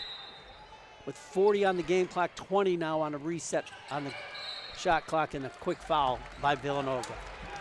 And that's who Marquette wants shooting free throws come the end of the ball game. Izzy Spingola shooting 100% so far from the charity stripe, but she hasn't shot very many free throws she on the doesn't year. shoot much. She's 2 of 2 on the year. Yeah. But it's still not a shooting foul quite yet. I think we got one more foul to go before it's a shooting foul here in the fourth quarter. 2? 2 more to go. 2 more. Okay, it's 3. I thought I said 4. So one more inbound. Another quick foul. All the while, Marquette is burning a little bit of clock. Not a lot, but a second here, a second there. That all adds up when you got a 6-point lead with 38 left to go in a ball game. And quickly they foul Van Clunen, and that's the person you don't want at the free throw line. The leader for Marquette shooting 92% on the season from the free throw line. So Marquette recognized that, and that's not always easy to do, is it, Megan? To recognize who your great free throw shooters are and to get them the ball, because you know that the other team's going to want to deny them. It's really important for coaches in timeouts to say, let's get the ball to this player because she is our best free throw shooter. On the other hand, Villanova has a sheet right there. An assistant coach has it saying, I want to foul this player because they're not as good at the foul line. So having that recognition to get your best free throw shooter the ball in late game situations is huge. And Van Clunen makes 1 of 2, and down with the rebound is Villanova. And Villanova needs a quick shot here.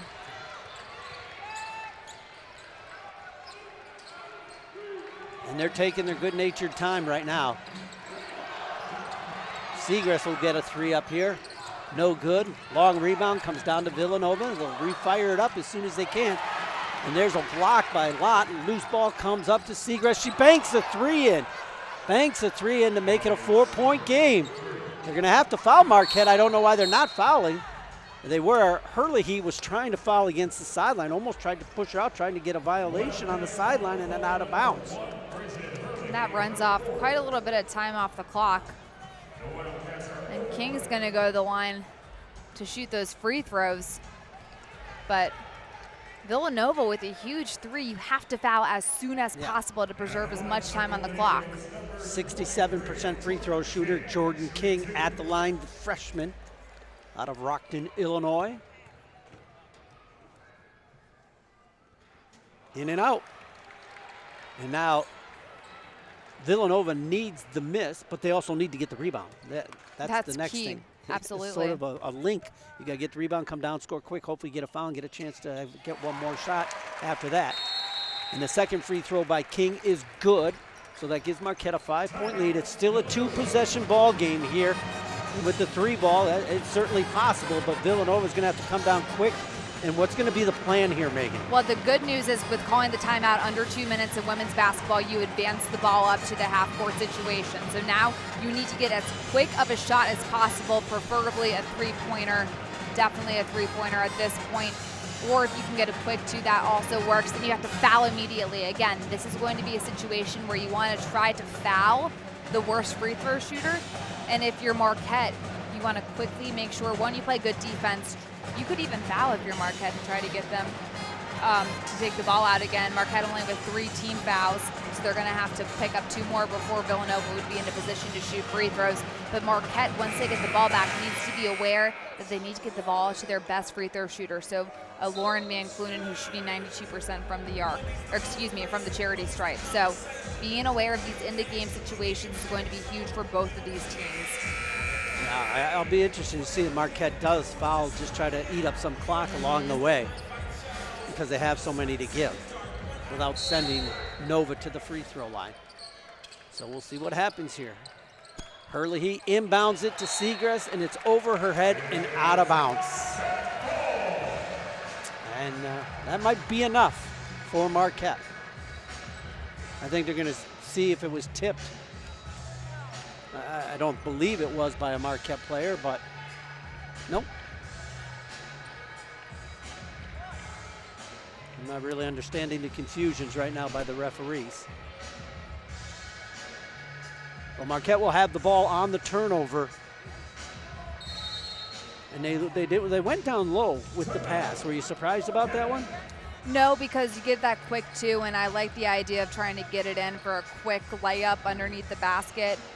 You have a player like Herlihy who can, as you can see, they're trying to get the ball on a backdoor cut to Seacrest. You see it in the right side of your screen, and it was actually not the right idea there to pass a little too high, but trying to get a little backdoor layup to cut it to 5-4. Math is hard to do in these late game situations if you're announcers, right? Trying to cut it to 4, so I like the idea of it, just did not execute to perfection. And now they're going to have to foul quickly again and send Marquette to the line and see what happens from the free throw line. I mean, not a lot of time expired in that whole transition. In fact, really no time expired. And now Marquette's just throwing the ball around without getting fouled. I guess that's going to concede the ball game, and Marquette will come away with a 57-52 victory over to Villanova, and they'll go to 6-3. Villanova drops to 5-4. We'll be back. You're watching Marquette Basketball on Big East Digital Network. We're different here. We don't just get up for another day. We rise. We don't just work. We endeavor. We're women and men, for and with others. We have hope, we believe, and we celebrate. Why are we different? So we can be the difference.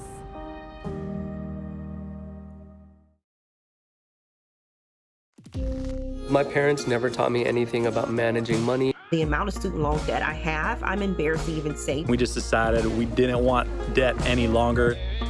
I didn't realize how easy investing could be. I'm picking companies that I believe in. I think SoFi money is amazing. Thank you, SoFi. SoFi, thank you. We love you.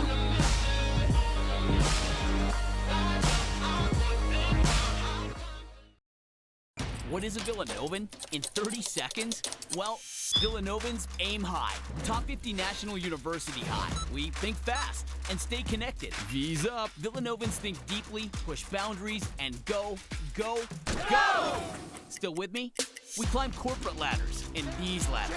This campus is our home, but you can find us almost anywhere. Villanovans have big hearts and solve even bigger problems, and we celebrate together. Ignite change, go Nova. All right, we gotta be all in, all right? We gotta make sure we play with great passion. You have felt each other and helped each other and allowed yourselves to be helped with that, all right? We've got a great opportunity to do that today. This is who we are. When you look to your left and you see your sister over there, you help her. Because what we are one. Let's bring it. 1, 2, 3. Yeah! That's the Big East way. The 2020 Big East Women's Basketball Tournament at Wintrust Arena. Get tickets now.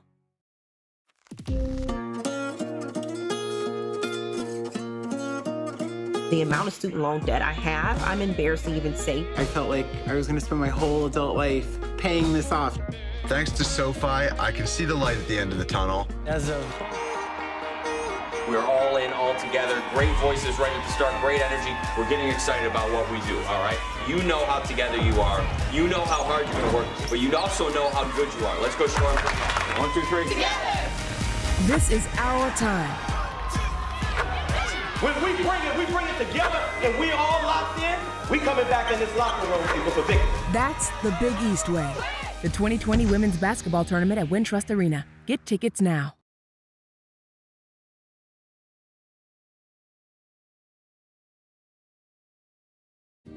We're different here. We don't just get up for another day. We rise. We don't just work. We endeavor. We're women and men, for and with others. We have hope, we believe, and we celebrate. Why are we different? So we can be the difference.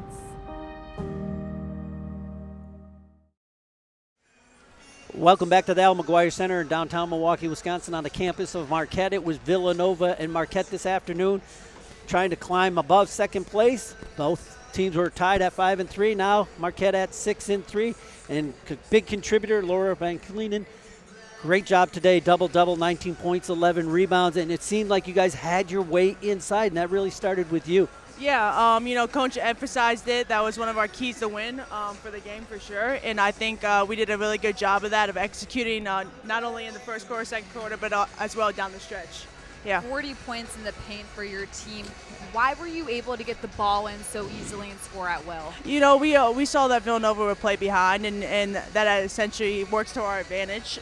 So I think, we just kept attacking. Coach said, even if you're missing shots, keep that aggressiveness, keep that mindset. They're going to be calling fouls, they're going to be getting you the ball, but just keep on going and that relentless mode to finish those buckets. Absolutely incredible on the offensive rebounding end. How are you able to stay so aggressive down low and get those second chance opportunities for your team? Yeah, Coach Duffy talks about the relentless motor on the glass. We take our post group of 4. We take big pride in out rebounding teams as well as owning the boards, and I think we did that tonight. And we showed that tonight. Not only was this a big win today because so many teams were bunched up for second place in the conference, but you guys are in a 4-game stretch here too. So you won the first 2 of the first weekend, and then you get 2 more home games next weekend. And Megan talked about this during the broadcast, how important it is for you guys to take care of the home court advantage. Oh, that's completely, home court. We got an amazing fan base here in the Al McGuire Center. It's fantastic. I think we don't want to lose at home.